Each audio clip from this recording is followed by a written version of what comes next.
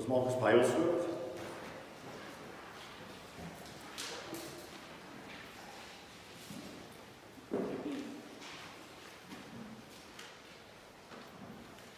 Wees met Johannes 18.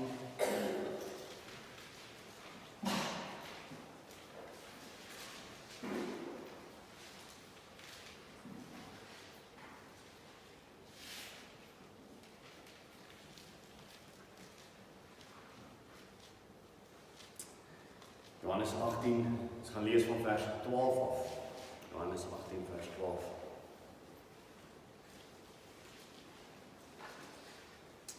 Kom ons bid saam voor ons lees.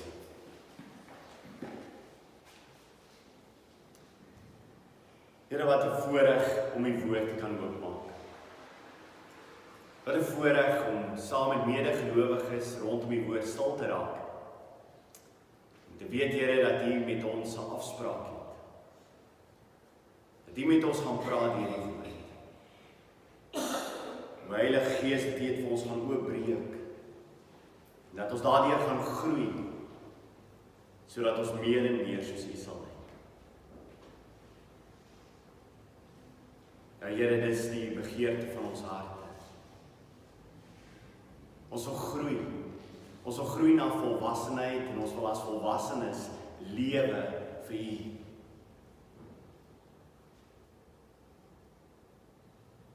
Ons bid, Here, dat U in hierdie oomblikke alles sal wegvat steuring bring tussen U en ons.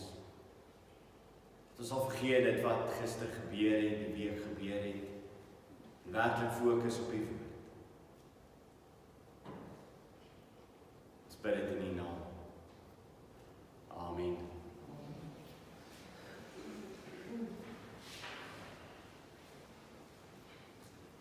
Wil ons moet oopmaak, daar is by vers 12, in die afdeling, en die hoofstes oor die 1000 en dienaars van die Jode het Jesus gevangen geneem en hom geboei.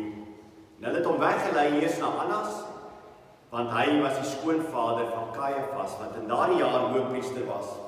En dit was Caiaphas wat aan die Jode die raad gegee het dat dit voorbeeldig is dat een man vir die volk sou sterwe.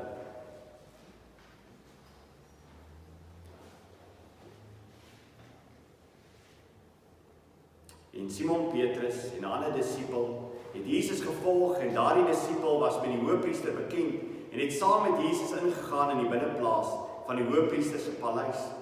Maar Petrus het buitekant by die deur bly staan en die ander disipel wat bekend was met die hoofpriester het uitgegaan en met die deurwagster gepraat en Petrus ingebring.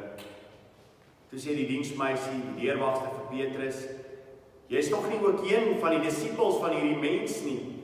Hy sê: "Ek is nie." Diensknegte en die dienaars het by 'n koolvuur gestaan wat hulle gemaak het, want dit was baie koud. En hulle het hulle warm gemaak en Petrus het by hulle gestaan en hom warm gemaak. Die hoofpriester ondervra Jesus toe oor sy disippels en oor sy leer. Jesus antwoord hom: "Ek het ronduit tot die wêreld gespreek. Ek het altyd in die sinagoge geleer en in die tempel waar die Jode van alle kante vergader en in die geheim het ek niks gespreek nie." Wat ondervra U my? Ondervra hulle wat gehoor het, wat ek tot hulle gespreek het. Hulle weet tog wat ek gesê het. Toe hy dit gesê het een van die dienaars wat daar staan, Jesus in die aangesig geslaan en gesê: "Antwoord U die hoofpriester so?" Jesus antwoord hom: "As ek verkeerd gespreek het, getuig van die verkeerdheid, maar as ek reg gespreek het, waarom slaan jy my?" En Annas het hom geboeid na Caiaphas, die hoofpriester, gestuur. En Simon Petrus het hom staan en warm maak. En hulle sê vir hom: "Jy is tog nie ook een van die disippels nie." Toe ontken hy dit en sê: "Ek is nie." Een van die hoofpriesters se diensknegte wat familie was van die man wie so oor Petrus afgekap het, sê: "Het ek jou nie in die tuin by hom gesien nie?" En Petrus het dit weer ontken en dadelik het die hand gekry. En tot sover.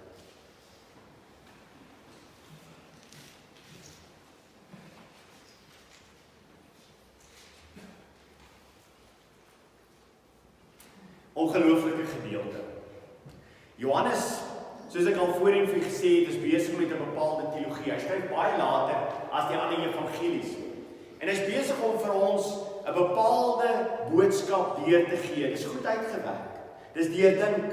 Daar is 'n boodskap wat Johannes vir ons wil vertel vanuit hierdie gedeeltheid. En hy weet dat meeste waarvoor hy skrywe al die res van die evangelies het. Hulle het dit tot hulle beskikking. Hulle het dit al gehoor. Hulle het al gehoor van die hele ding wat Petrus gedoen het, hoe hy vir Jesus verloon het. En daarom vat hy nie die volle verhaal nie. Hy vertel nie alles wat die res van die evangelies vertel nie, want hy het 'n spesifieke boodskap wat hy vir sy hoorders wil deurbring. Jy sien dit baie mooi in die manier hoe hy hierdie hele ding uitpak. Want hy sal begin met Petrus, wat begin verloon. Hy sal vertel die getuienis van Jesus, en dan sluit hy af met die laaste gedeelte van Petrus. Hoekom doen hy dit? Wat wil hy vir ons sê deur hierdie gedeelte? Ons gaan daarna mooi kyk. Maar kom ons begin daarmee om vir mekaar te sê dat Johannes wil hê jy moet die kontras sien tussen Petrus se getuienis en Jesus se getuienis. En daarom begin hy met Petrus se, gaan voort met Jesus se en sluit af met Petrus se. Anders sou hy net Petrus se getuienis gevat het en dan Jesus se getuienis gevat het in 2 dele. Maar hy wil hê die hoorder moet daarop let dat in hierdie verhaal wil hy hierdie 2 persone teenoor mekaar stel en wys wat dit beteken om getuienis vir Jesus af te lê. Moet onthou dat hierdie kerk se geskiedenis is dit een van die grootste probleme van die kerk is wat? Die getuienis. Die grootste probleem in die kerke deur al die eeue was wat gewees? Dat daar mense gesit het in die kerk wat nie getuig het van Jesus Christus nie. Klink dit bekend? Okay. So ons gaan daarna kyk. Wat beteken dit om werklik waar getuienis te lewe? Vinnig 'n paar dinge net dat jy die agtergrond verstaan. Caiaphas was daai tyd hoëpriester gewees, maar hulle gaan na Annas toe. Hoëpriester, hoe werk dit? Is daar nie net een hoëpriester nie? Ja, daar is. Maar wat gebeur het is, Valerius was op baie stadium in die tydperk wat hy in beheer was, het hy nie baie van Annas gehou nie. En hy het hom afgestel en gesê, jy is nie verder die hoëpriester nie. En hierdie Romeinse regerder het toe 'n ander hoëpriester gekies. En hy kies die skoonseun van Annas, wat Caiaphas was. En hy sê vir hom, jy is hoëpriester. Natuurlik Annas het 5 seuns gehad. Hulle wissel ook so in hoëpriesterskap. Dit wys vir jou die absolute Romeinse regering, hoe hulle druk uitgeoefen het teenoor die Joodse ouens en hoe die Joodse ouens probeer het om maar net die vrede te bewaar. En hier was toe Caiaphas aangestel, maar die eerste persoon waarheen hulle hom vat is daarna Annas toe. So jy kan dink dat die Jode het nog steeds hierdie ding gehad van Annas is werklik waar die hoëpriester. Natuurlik al mag net een hoëpriester gewees het nie. Deur Moses was dit so gewees, daar's een priester, Aaron was die priester gewees, en hy's priester solank as wat hy lewe totdat hy sterwe, dan word 'n nuwe hoëpriester gekies.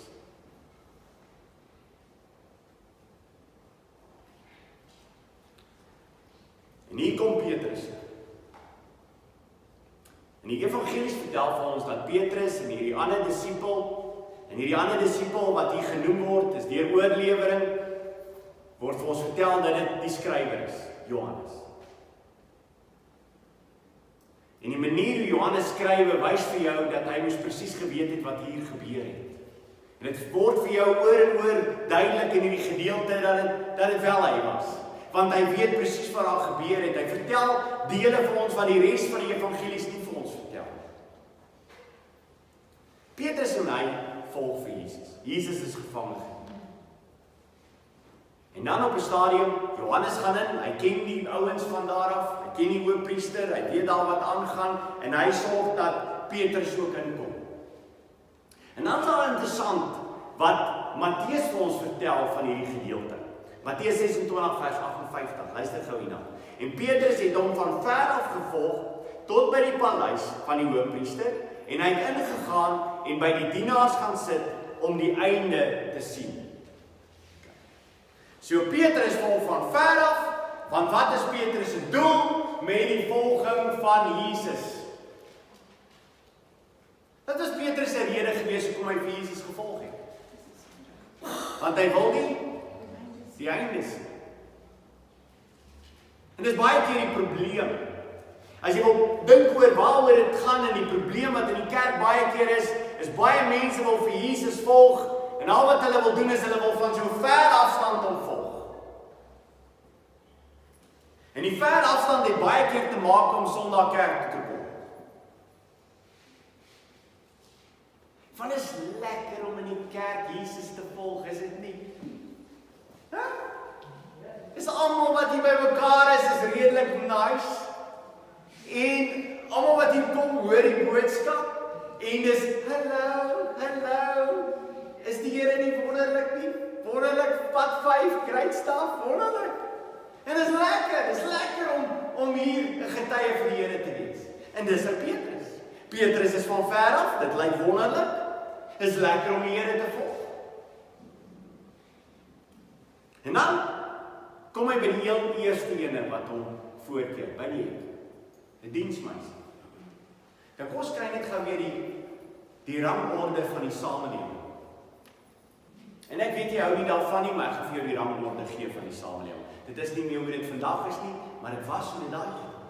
Want ek wil hê jy moet besef dat dit wat Petrus konfronteer, moes in sy oë niks gewees het. Kyk, so jy het 'n man gekry, hang af van sy status, jy 'n man gekry. En dan het jy vroue en kinders gekry. En 'n vrou kan nie eens lekker getuig het in die hof nie, want niemand het haar geglo nie. Onbetroubaar het hulle haar beskou. Gelukkig het verander, nie? Vroue het ontstemreg vandag. Maar nie in daai tyd. Okay. En dan het jy 'n vroutjie gehad, kinders gehad, en dan onder hulle was slawe. En dan het jy manslawe gehad. Hulle kon meer doen. Hulle was duurder gekoop. En dan onder hulle het jy wat gehad? Vroue slawe. En dan het jy 'n diensmeisie gehad. Nou 'n diensmeisie staan by die hek en Petrus kom daaraan. En sy praat met Petrus en sy sê vir hom, is jy nie ook een van hulle nie? Miskien het Petrus op baie stadium vir hom gesê, jong, ek moet nou net in hierdie hek kom. Kom ons kry net dat ek in hierdie hek kom, want as ek nou sê, ek ken hom, gaan ek nie eens in die hek kom. So kom ons probeer al net om in die hek te kom. Maar wat ook al Petrus se rede was, Petrus openbaar dat hy 'n man is wat bang is, wat vreesagtig is. Verself die opinie en wat 'n diensmeisie sal sê. En dit is baie belangrik. Jy gaan nou by Jesus uitkom en die manier hoe Jesus getuig, maar onthou net, 'n diensmeisie sou niks aan Petrus kon doen nie. Daar's geen gevaar vir straf of lyding of miskien tronk toe gaan by 'n diensmeisie. Daar's geen vervolging wat daar moontlik kan wees by 'n diensmeisie. Al wat by 'n diensmeisie kan wees is dat sy miskien na jou kan kyk en sê, Jesus se volk. En dis dit.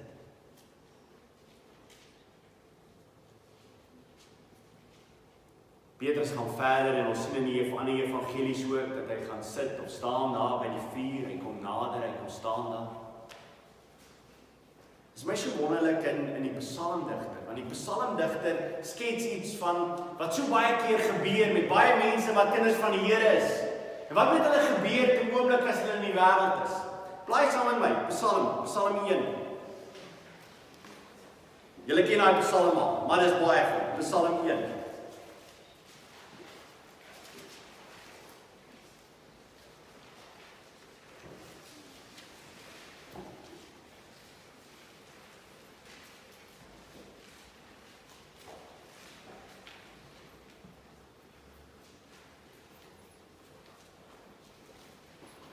Psalm 1 vers 1. Welgeluksalig gelukkig. Nee, gelukkig. Die bergpredikasie sal Jesus sê, gelukkig. Makarios is die Griekse woord daar, wat vertaal word in die LXX, makarios, om gelukkig te wees. Hy sê, gelukkig is die man wat nie wandel in die raad van die goddelose, en nie staan op die weg van sondaars, en nie sit in die kring van spotters nie, maar sy behaag is in die wet van die Here, sy behaag is daarin, sy vreugde is daarin, en hy oordink sy wet dag en nag. Hy dink daaroor. Welgeluksalig, gelukkig is iemand wat nie gaan sit in die kring van spotters nie, wat nie daar staan nie, jy sien die verloop. Hy wandel in die raad van die goddelose. Hy staan, eers wandel hy, dan staan hy, en dan sit hy. Die wêreld wil die hele tyd hê daar moet in jou lewe 'n aanpassing kom. En hy wil hê jy moet stelselmatig met jou lewe totaal begin verander. En die kerk ongelukkig is baie naby aan dit. In plaas daarvan ons het vertel wie wat Christus sê, jy sal jou lewe verloor, jy sal my volg, is dit hierdie ding van al wat jy moet doen is, gee jou lewe vir die Here en dan is dit piekfyn. Petrus is so bang, en hy raak al hoe banger, want hy's nou in die groep van hierdie mense. En omdat hy niks gesê het nie, raak hy al hoe banger. Een van die wonderlikste dinge as kind van die Here, wat ek jou wil leer is, maak so vroeg as moontlik jou mond oop oor wat jy glo. Want hoe meer jy dit sal doen, hoe makliker sal dit word. En hoe moeiliker sal jy val in versoekinge, as jy jou mond oopmaak, waaroor glo ek? Bang vir mense. Bang as ek nou 'n antwoord gee, gaan ek iemand ontstel. Ken jy dit? Jy's by 'n groep, en jy is besig om saam te eet of enigiets, of jy's by die skool of waar ook al jy is, en nou is jy besig om te praat. En jy hoor iets wat hierdie persoon sê is af. Kyk, dis nie reg nie. En nou dink jy by jouself, ek het nou net skaars eintlik hierdie persoon ontmoet. As ek nou enigiets gaan sê, gaan ek onmiddellik hierdie persoon wegdryf.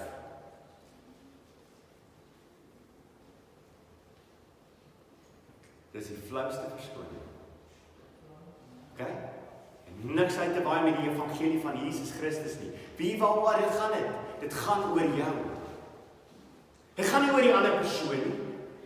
Dit gaan nie daaroor dat as ek nou my mond oopmaak, miskien kan ek nie die persoon verder bereik nie. Dit gaan nie oor die ander persoon nie. Dit gaan oor jou. Dit gaan oor jy wil nie hê iemand moet skief na jou kyk nie. Jy weet as jy nou jou mond gaan oopmaak, gaan ewe skielik almal na jou kyk. Wie is jy?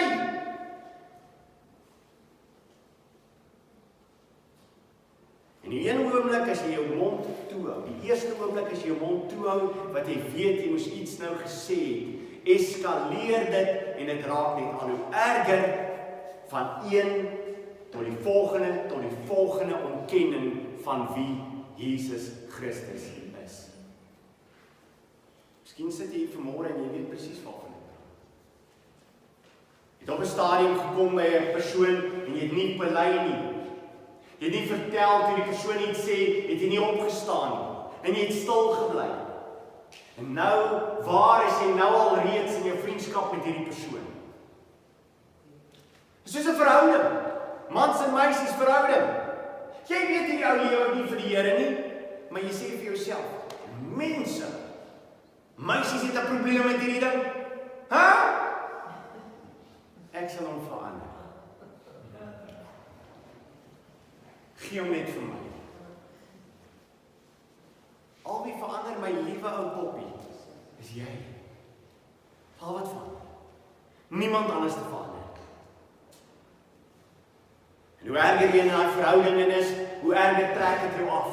En hoe erger trek dit jou af. En as jy weer kyk, het jy begin by plekke uithang waar jy nooit tevore so uitgehang het nie. Hoekom?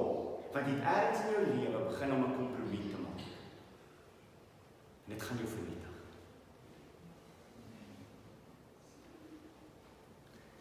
Johannes is hy besig om deur die hele evangelie oor en oor, is Jesus besig om vir hulle te sê, Johannes 5 vers 41, eer neem ek van mense nie aan nie, eer neem ek nie van mense aan nie. As jy op soek is na die eer van mense, is jy nie 'n kind van die Here nie. Okay? Is jy bang vir wat mense van jou sal sê? Is jy bang vir wat mense van jou sal sê? Die eer neem ek van mense nie aan nie. Jesus gaan teenoor Petrus gestel word, en Jesus het al reeds vroeg in die evangelie gesê, ek soek nie eer van mense nie. Maar ken julle, dat julle die liefde van God in julle nie het nie. So, wat sê ons vir mekaar? Die oomblik as ek die eer van mense soek, wat het ek nie in my lewe nie? Die liefde vir God. Ek het gekom, vers 43, in die naam van my Vader, en julle neem my nie aan nie. As 'n ander een in sy naam kom, hom sal julle aanneem. Hoe kan julle glo wat van mekaar eer aanneem, en die eer wat van die enige God kom, soek julle nie. Julle soek nie God se eer nie. Is veel belangrik wat mense sê, of is dit veel belangrik wat God eendag van jou gaan sê? As ek eendag voor God staan, is die belangrikste dat ek wil hoor wat hy van my gaan sê. Goed gedoen, goeie en getroue diensknegt. Oor min was jy getrou, oor baie gaan ek jou aanstel. Is dit die woorde waarna jy smag om te hoor? Of is dit 'n vriend of vriendin se aanvaarding van jou? Is dit die wêreld wat na jou sal kyk en nie iets sal van jou enigiets sal sleg sien?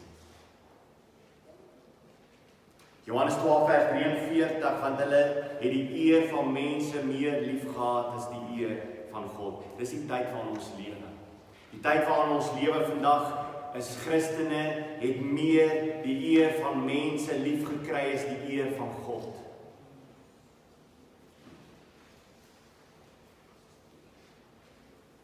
En daarom is ons bang vir wat mense gaan sê. Kom ek vertel net gou vir jou iets in die begin. As jy voor iemand staan wat nie 'n kind van die Here is, of dat hy bely dat hy kind van die Here is, maar jy kan hoor hy is nie 'n kind van die Here, deur wat hy sê. Voor wie staan jy? Ons het donderdag by die Bybelstudie het ons daaroor gepraat. Voor wie staan ek? As ek met iemand praat wat nie 'n kind van die Here is nie, voor wie staan ek? Jesegiel sê, ons staan voor doodsbeende.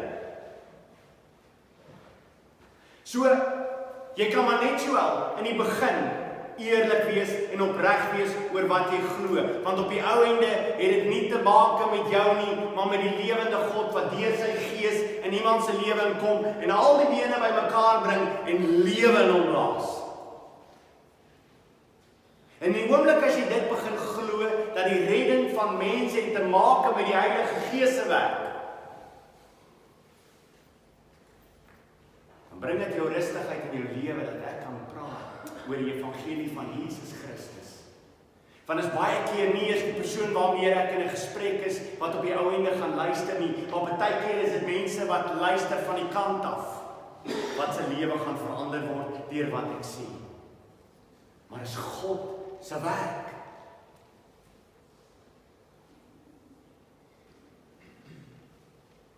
Of ek nou hulle die waarheid vertel, later die waarheid vertel, as hulle nie uitverkies is nie, sal hulle dit in enige geval verwerp. Wees eerlik van die begin af wat jy glo. Jy sien, ons lewe in 'n tyd en baie keer luister iemand na hierdie boodskap en sê, "Oké, nee, ek hoor wat jy sê, ek gaan definitief uitgaan en ek gaan vir iemand van Jesus vertel." En dan stap jy buitekant toe en jy kom by iemand en sê, "Jesus daarom wonderlik is hy nie." En 99% van die ouens in die wêreld sal sê, in Suid-Afrika, hy is wonderlik. Okay. So jou getuienis van Jesus Christus het niks uit te waai met iemand te vertel dat Jesus wonderlik is. Ja, dis grait as jy dit wil sê. Maar die Here gee jou 'n geleentheid as iemand sy mond begin oopmaak oor enigiets.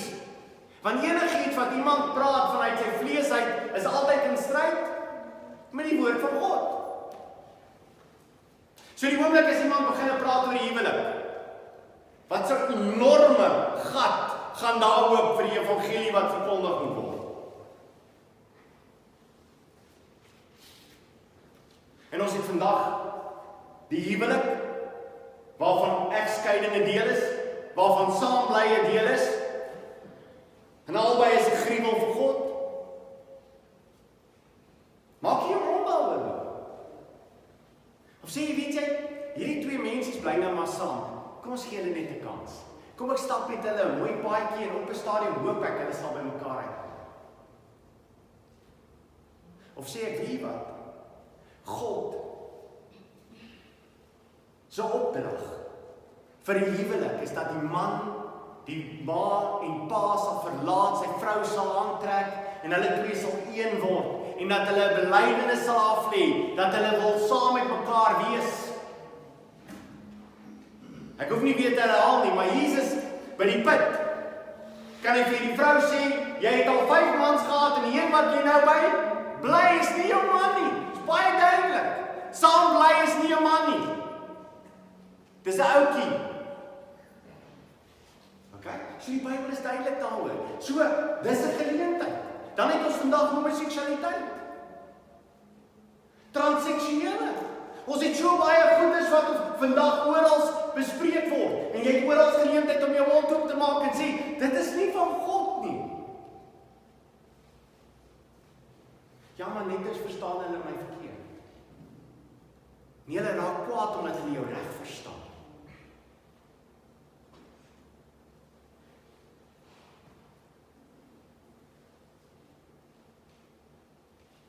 En dan praat ons nie eers van mense se lewens wat niks werd is. En mense wat opstandig raak oor mense in ons land. En nou is dat kleurgroepe wat oor bespreek word. En dis aborsie. En dis ja so baie van hierdie goedes waar jy kan opstaan en sê, hoor hierso, dit is wat God sê. En die oomblik as jy dit doen, wat gaan jy ervaar? Lyding. Verwerping. En dis ons grootste probleem, want ons weet, dit is wat gaan gebeur. Die oomblik as ek nou my mond hier oop gaan maak, gaan ek lyding ervaar. Ewe skielik gaan mense nie meer so baie van my hou nie.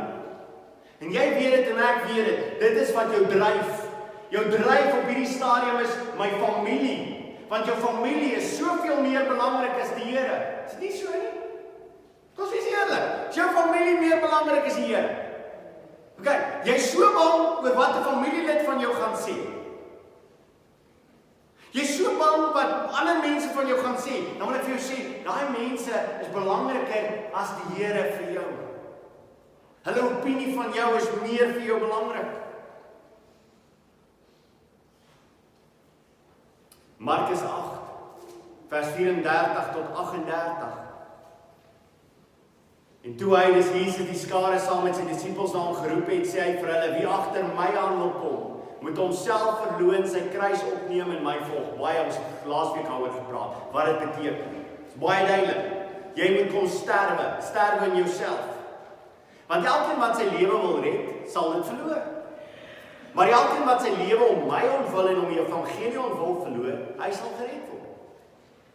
Want wat sal dit 'n mens baat as hy die hele wêreld wil win en aan sy siel skade ly? Wat help dit? Wat help dit dat almal van jou hou? Wat help dit dat almal sê jy is so 'n wonderlike persoon? En op jou einde gaan jy siel skade.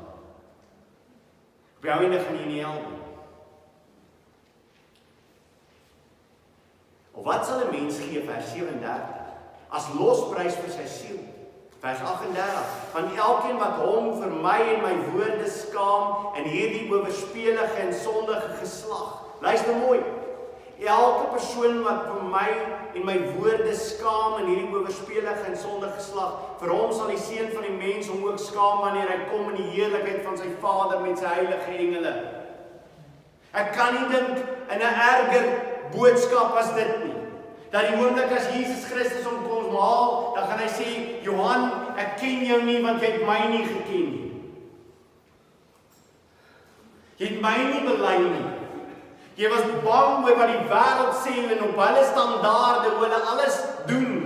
En jy was bang geweest om te sê, wel, dis nie God se standaard.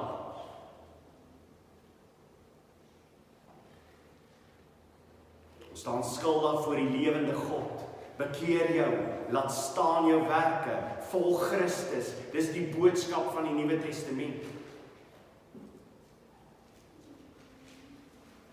Wat bring die verandering in gelowiges se lewe? Wat bring die verandering dat gelowiges hierdie pad sal stap? Die eerste is, gelowiges glo, God is in beheer. Petrus het Jesus gesê vir hom voor die tyd, Petrus. En Petrus was self voldaan. Petrus gesê, Here, ek sal nie volg waar jy ook al gaan. En verlaat almal my, ek sal nie volg. En Jesus sê vir my in die nag, voor die haankraai sê jy my 3 maal vir. Jesus het nie net geweet wat Petrus sou doen nie, maar Jesus het ook geweet die dag wanneer Petrus wel sy lewe vir hom sou verloor.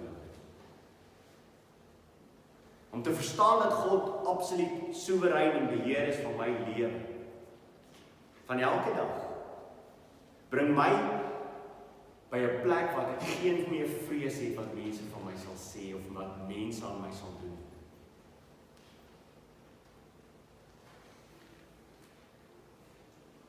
Petrus, net nadat hy die Heilige Gees uitgestort is, verkondig hy die evangelie. Die eerste persoon wat doodgemaak word is Jakobus. Jakobus verloor sy kop. Petrus word in die tronk gegooi. En wat gebeur in die middel van die nag terwyl Petrus in die tronk gegooi is? Dat Jakobus is doodgemaak. Wie bepaal dat Jakobus die eerste een sou wees wat doodgemaak word? Na Stefanus. God het bepaal. Het bepaal dat Petrus nie op daai oomblik sou sterf nie. En in die nag kom God en hy stuur 'n engel en hy breek die tronk oop en Petrus kom uitgestap.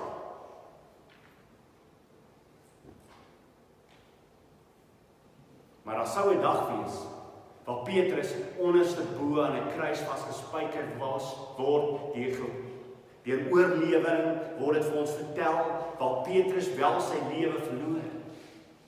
Maar Petrus moes een ding met sy lewe verstaan is, my God is in beheer van alles, daarom hoef ek nie bang te wees nie.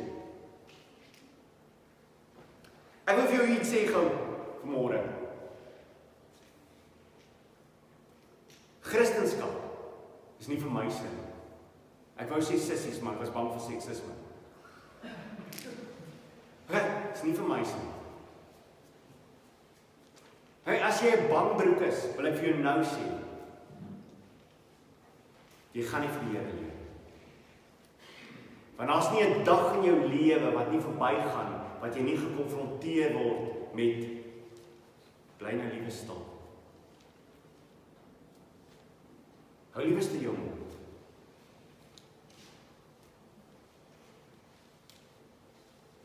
Wie dink jy het toegelaat dat op daai stadium, daai persoon wat 'n goddelose persoon is, juis op daardie stadium dit sê wat hy nou sê? Wie dit toegelaat? My God, sodat ek in daardie oomblik 'n antwoord sou gegee het vir Jesus Christus. Een van die dapperste manne vir my in die Bybel, en daar's baie van hulle. Maar ek is mal oor Stefanus. Ek wil jy moet weet, staan met my Stefanus net vir 'n oomblik gaan kyk. 'n Man wat nie 'n muis was nie. Okay? Manne, vroue en manne van God. Dit is hoe ons moet lewe. Blaai saam met my na Handelinge toe. Handelinge 7.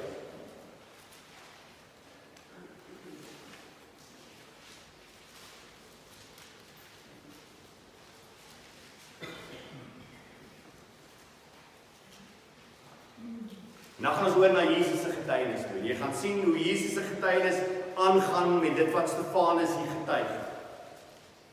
Handelinge 7:47.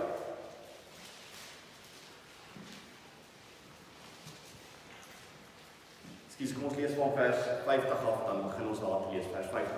Het my hand nie al hierdie dinge gemaak nie? En dan, luister nou, julle hardnekkig is, en onbesneden is van hart en ore. Julle weerstaan altyd die Heilige Gees, net soos julle Vader, so ook julle. Nou kom ek sê vir jou, dit is nie wat jy geleer word in prediking om so te preek. Dis hoe jy nie moet preek. As jy wil weet hoe jy nie moet preek nie, en jy wil by die akademisie gaan hoor hoe jy nie moet preek nie, dan preek jy nie so nie. Dis bietjie erg. Alright? Hier staan hy voor 'n verhoor. Luister mooi. Hy staan voor die Jode. Wat staar hom in die gesig? Wat gaan hulle aan hom doen? Hulle gaan hom dood. En hy weet dit. En wat se preek het hy vir hulle voorberei? Hy sê vir hulle, julle hardnekkig is en onbesneden is van hart en ore. Julle verstaan altyd die Heilige Gees, net soos julle Vader, so ook julle. Watter een van die profete het julle vaders nie vervolg nie? Ja, hulle het die gedood wat vooraf die koms verkondig het van die regverdige, en wie julle nou verraaiers en moordenaars geword het. Julle wat die wet deur die beskikkinge van engele ontvang het, en tog nie onderhou nie. Okay? Julle wat die wet het, julle wat weet wat God van hou en waarvan hy nie hou nie. Jy lees jou Bybel, jy weet waarvan God hou en nie hou nie, maar jy doen dit nie, jy luister nie daarna nie. Jy het jou eie reëls gemaak.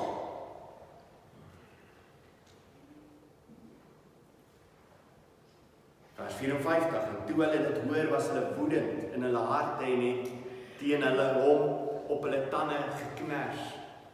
Jy kan dit hoor. Johannes besig om te preek en die mense knars op hulle tande. Dit is 'n goeie sign om 'n bietjie ligter nou te begin preek. Is dit nie? Sommige op hulle tande begin knars en ek hoor hier vanmôre sit die aan. En terwyl hulle besig is op hulle tande te knars, luister wat is volgende, want jy mis dit. Luister na dit. Maar hy, dis Stefanus, was vol van die Heilige Gees. Wat het gemaak dat Stefanus gesê het wat hy gesê het, mense? Was dit op sy eie dat hy dit gedoen het?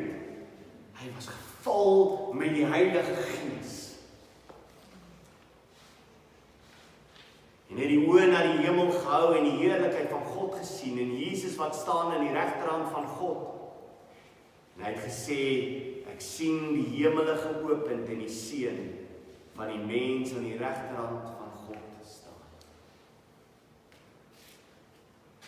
Maar hulle het met 'n groot stem geskree en hulle hore toegestop en soos een man op hom afgestort. 'n Man wat geweet het wat met hom sou gebeur, maar 'n man wat absoluut geen vrees in sy lewe het. En dis die voorbeeld van Jesus. Johannes vat ons na Jesus toe, terwyl Petrus besig is om te ontken, slat hy oor, die toneel verskuif van Petrus af, die volgende oomblik sien ons Jesus, en ons sien die teendeel.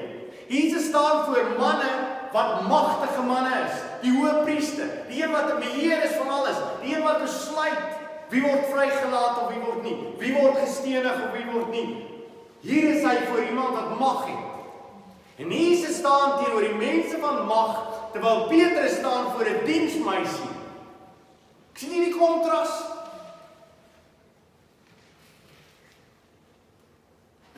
Jesus staan voor hierdie manne van mag. En hulle is besig om te ondervra. En dan is dit ongelooflik dat Jesus nie die hoëpriester antwoord.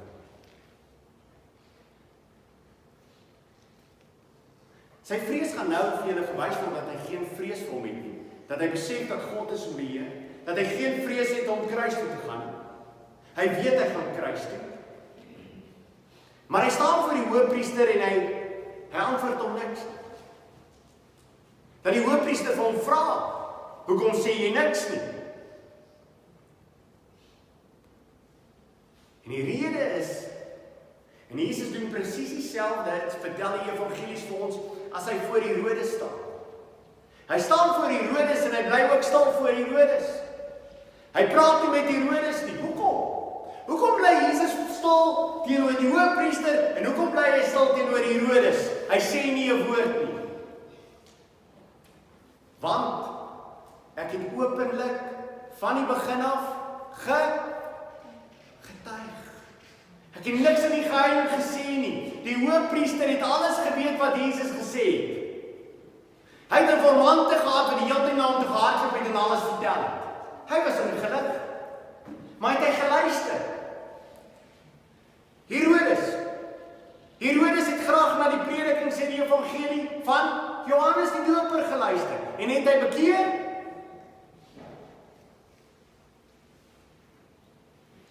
Matteus vertel vir ons 7 vers 6, moenie wat heilig is aan die honde gee nie. En gooi nie julle parels voor die varke nie, sodat hulle nie dit miskien met hulle pote vertrap en omdraai en julle verskeur nie. Die oomblik as ek vir iemand vertel het wat die evangelie sê, en daai persoon luister nie daarna nie, dan gaan ek nie met jou verder praat oor die evangelie van Jesus Christus nie. Die oomblik as jy grappies maak oor die heilige woord waaroor ek praat, en dat ek vir jou sê, dit is wat God se woord sê, die oomblik as jy daaroor lag, die oomblik as jy dit nie vat nie, die oomblik as jy sê, man, ek luister nie daarna nie, van daai oomblik af bly ek stil.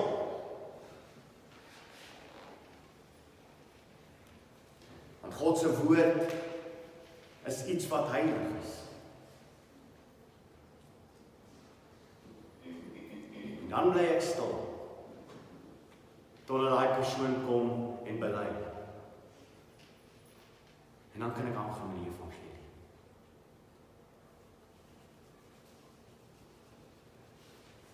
Jesus bly doodstil. Hy sou niks vir hom verder sê nie, en dan wys hierdie man nog verder dat een van hulle, toe hy dit gesê het, wat doen hy? Hy klap hom.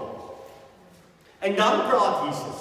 Wie blaai van daai gedeelte toe weer in Johannes 18.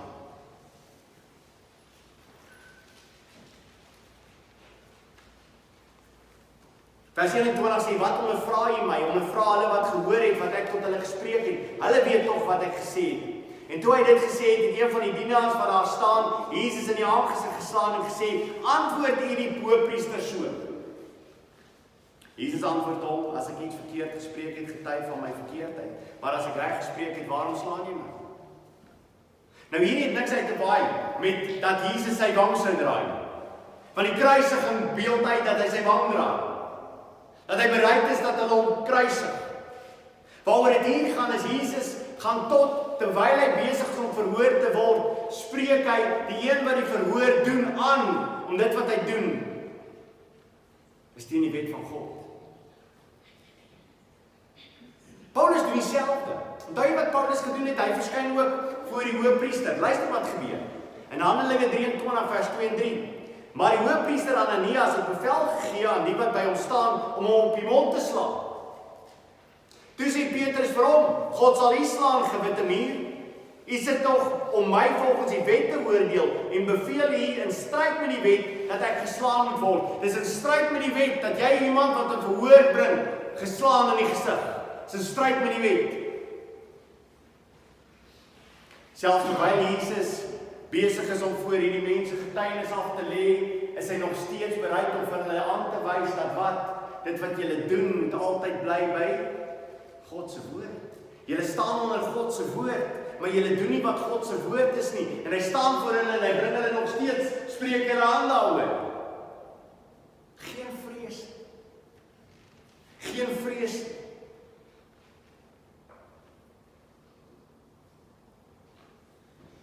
Buitekant is Petrus dan.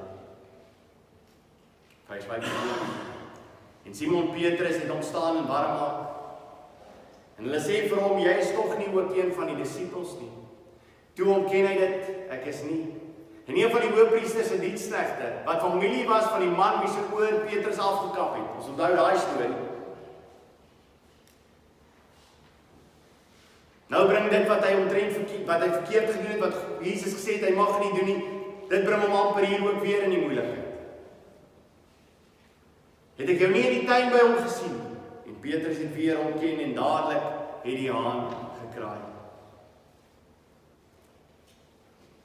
Ons kyk baie keer na hierdie gedeelte. Ons luister baie daarna en ons sê vir mekaar, ja, en ek het dit al gehoor, ek is maar baie keer soos ou Petrus. Ek verloon maar vir Jesus baie keer. Môre wil ek vir jou sê, eerstens, dat as jy Jesus verloon het, moet jy hardloop na die kruis. Moet jy by Jesus Christus uitkom en sê, Here, ek is baie jammer. Ek sit in 'n posisie, ek sit by 'n werk, ek sit in die skool en ek sit by al hierdie plekke, Here, en ek praat nie oor U nie. Want ek is so bang, dis nie nou die geleentheid nie. Here, ek is so bang wat ander mense van my gaan sê, as ek moet eerlik wees, dis my rede. Ek is so bang om op te staan vir dit wat ek weet wat reg is. Ek is so bang om belydenis daaroor te doen, want ek is so bang, Here, dat mense my gaan verwerp. Dis eerlik, dis wie ek is.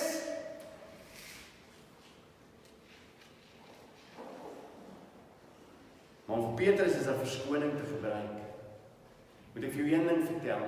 Petrus staan hier voor 'n klomp diensknegte en diensmeisies en hy sê hy ken vir Jesus nie, maar Petrus het nie wat gehad in sy lewe nie. Die Heilige Gees. Die Heilige Gees.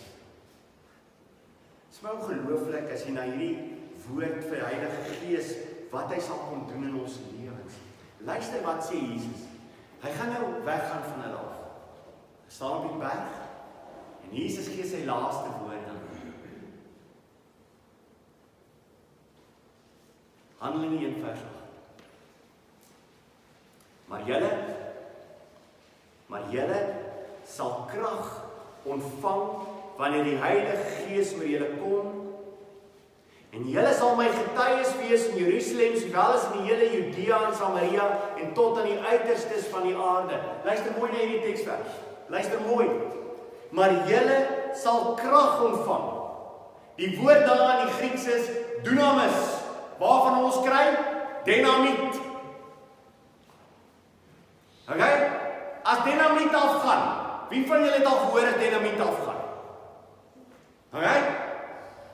Dan sê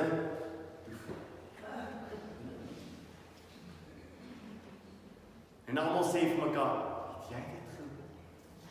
Ek is seker ek het dynamiet gehoor. Mense is nie lekker seker waar jy staan. Dis dit, nee?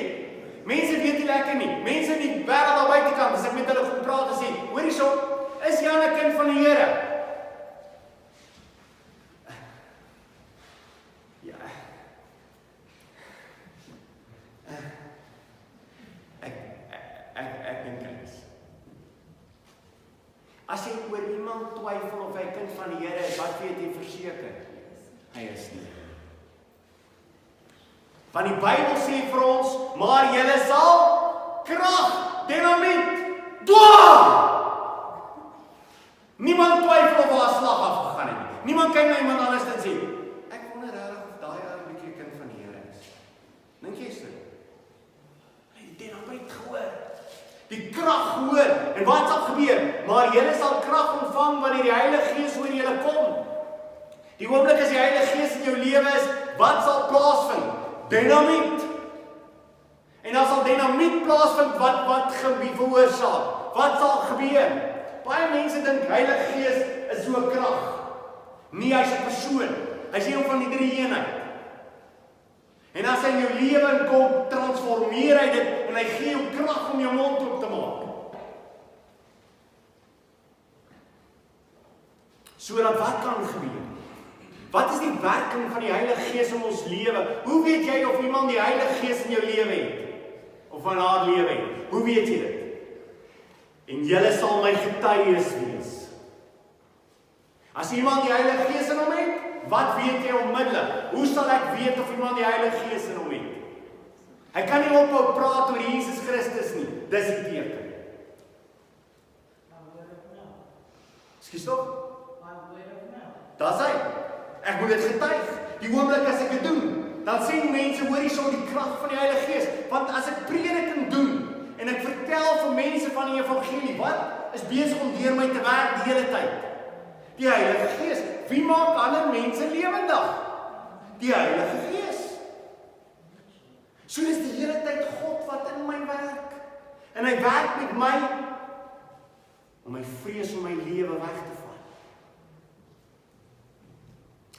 Julle sal my getuies wees in Jerusalem, sowel as in die hele Judea en Samaria en tot aan die uiterstes van die aarde. Petrus het nie die Heilige Gees gehad. Wat is jou verskoning? As jy sê jy is 'n kind van die Here, wie woon binne jou? Die Heilige Gees. En die Heilige Gees wat in ons lewens inkom, werk met krag. Krag. Dynamis. Krag in my lewe. Wie kom wonder mense oor die hele ding van die Heilige Gees? Wie kom wonder hulle oor die Heilige Gees? Want hulle moet die hele tyd vir die Heilige Gees iets gee om te doen. Want sy primêre taak om my te laat ontplof vir Jesus Christus is nie besig om plaas te vind nie. So daarom moet ek allerhande goedjies vir die Heilige Gees toedig, dat ek dan net in my lewe kan verklaar hy is daar.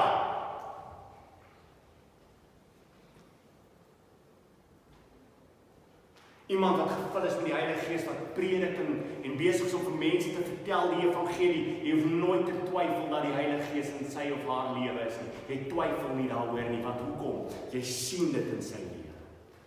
Jy sien dit in haar lewe.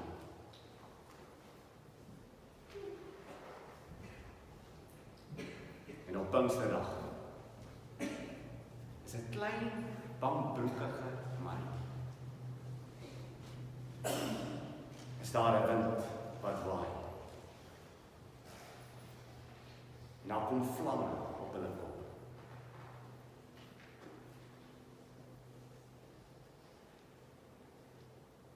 En Petrus staan op en hy verkondig die evangelie deur die krag van die Heilige Gees. En 3000 mense kom tot bekering. So my vraag, waar is die vrees? As die Heilige Gees in my kom woon, dan dryf hy die vrees uit my lewe. Elke dag van my lewe moet ek voor die Here kom staan en sê, Here Jesus, ek is nog gans en al te bevrees vir wat die wêreld van my dink. Kom ek sê dit vir jou. Weet wat my grootste skaamte in my eie lewe is, dat ek nog baie keer in my lewe te skaam is vir die een wat sy lewe aan die kruis vir my gegee het.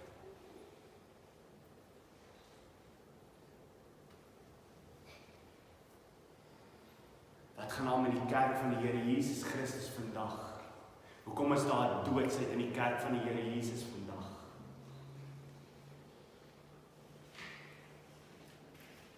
Is omdat mense vreesbevange geraak het. Kom ek sê vir jou, ons is soos Petrus in terme van die vervolging wat ons gaan tref. Ons lewe in Suid-Afrika, wat gaan gebeur as ek opstaan vir Jesus Christus? Wat gaan gebeur as ek vir hom getuig? Miskien 1 of 2 mense wat hulle koppe gaan draai. Miskien 'n paar mense wat vir my sleg gaan aankyk. Miskien verloor ek my werk. Terwyl die mense in Noord-Korea en China hulle lewens verloor. Terwyl Jesus Christus besig is om te staan op pad na die kruis, is Petrus besig om te verloor. Terwyl ander Christene besig is om hulle lewens te gee vir die een wat hulle glo, hulle vrygemaak het, is jy en ek besig om te lewe in Suid-Afrika. En ons bewe vir die opinies van mense.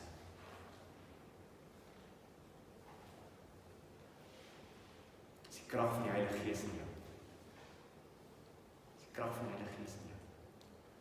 Hy is in my. Hy is 'n dynamiet. Die wêreld moet duidelik hoor in die dag waarin ons vandag lewe, wie Jesus Christus is. Van die beeld van hom daar buitekant in die wêreld is nie wie hy is. Gaan en wees getuies. Julle die Gees ontvang. Amen. Kom ons buig ons hoofde.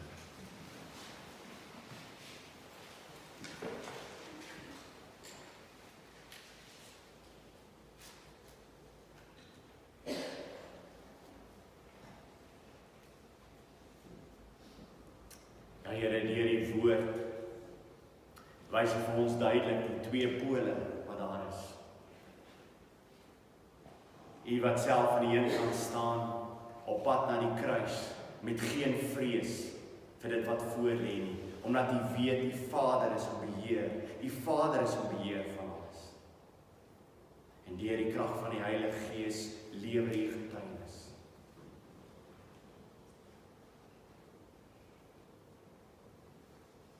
En Here, baie van ons wat hier sit, vanmôre moet bely, ons is Petrus wat in die poorte en buitekant sit by die vuur. Ons het al daar gaan sit as in die wêreld. Ons lyk al soos hulle.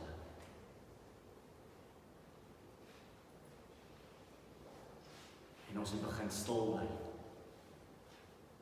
Ons is vreesbevange vir die opinies van die wêreld. Ons is vreesbevange vir die opinies van baie mense wat in die kerk sit en geen verhouding met U het.